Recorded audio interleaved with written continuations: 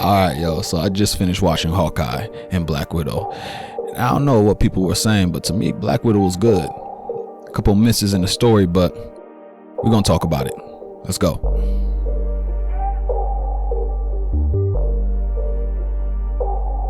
What's up, y'all? Welcome to another episode of Dope Visions Entertainment. It's your boy Rick.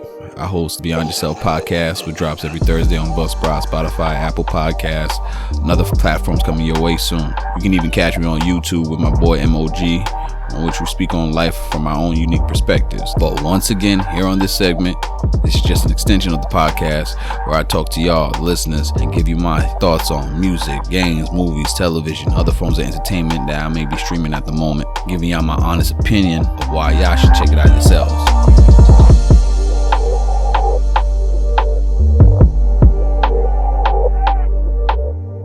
Now, on this episode, I want to speak on both Black Widow and Hawkeye.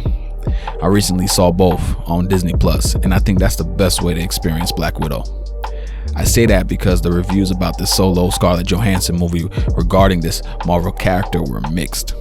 And personally, I think it's because they did not execute showing enough of her past in the movie, and also timing. The movie came out after Endgame, so I didn't go see it at first because I didn't see the point, but after watching it and then Hawkeye, it made her death hit a lot harder.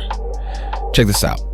Throughout these Marvel movies, we see Black Widow as this badass super spy trying her best to find her worth and value, to make up for, as the Red Guardian would say, all the red in her ledger. She reminds me of Rurouni Kenshin. Y'all remember that? It's an anime back in the day about a samurai who was an assassin so traumatized by the amount of lives he took for what he perceived was for the greater good, that when the war he was part of ended, he dedicated the remainder of his life helping others. But that's for another episode.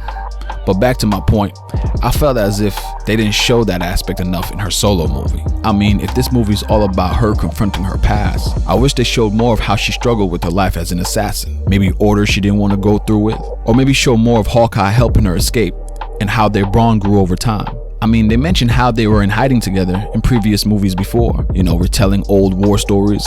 Even in her solo movie, when she was being helped to escape Dreykov, who was a Russian overseer of the Black Widow program, where they kidnapped young girls from across the world, raised them up, and conditioned them to be assassins. I felt that maybe seeing more of those past interactions would have been more impactful for the movie. I think what really helped the movie was the introduction of Yelena, who was played by Florence Pugh. I hope I pronounced that name right. She was really good though, especially portraying emotions and how she felt, though being not related to Natasha by blood. They were sisters at childhood before both being put through the program. Natasha, with the help of Hawkeye, before joining S.H.I.E.L.D., escaped and left Yelena behind, from what I understood. That all came to be shown within the dinner scene, which helped humanize every character at that table and their reasoning for being part of that life. See, I like the fact that they showed Natasha slowly coming to terms with her past, regarding the extreme measures she took to escape, as well as Yelena and Natasha both being able to reconcile their differences. This all leads me to say Hawkeye is a dope show. Yeah, I don't know what else to say after that, but I like the fact that Hawkeye is getting more shine. For me, he deserves it. He's been going against these supervillains for a long time with nothing but skill, so it's about time. The show seems to start after the events of Endgame and shows Hawkeye worn down and emotionally drained and wanting to spend his days with his family while grieving the loss of Black Widow. Jeremy Renner embodies Hawkeye, like how Scarlett Johansson embodies Black Widow. The chemistry between Jeremy as Hawkeye and Haley Steinfeld, I guess as Hawkeye in training, is on point. The premise of the show being that Hawkeye has to deal with the consequences of when he became Ronin, hunting and killing members of major crime syndicates, and Haley Steinfeld's character Kate Bishop, who was once saved by Hawkeye when she was a child, gets caught up in this unraveling scheme stemming from Hawkeye's past. I mean, Yelena making an appearance on the show with the hurt of losing her sister Natasha and wanting to blame Hawkeye for it after coming back to life from the blip. I mean, Disney has been killing it with these shows. They even had Kingpin, Vincent D'Onofrio. Again, my bad if the name is butchered. I got a couple questions for y'all. With the appearance of Charlie Cox, the guy who played Daredevil on Netflix and Spider-Man No Way Home, and the appearance of Kingpin and Hawkeye, you think they'll bring back Daredevil on Disney Plus?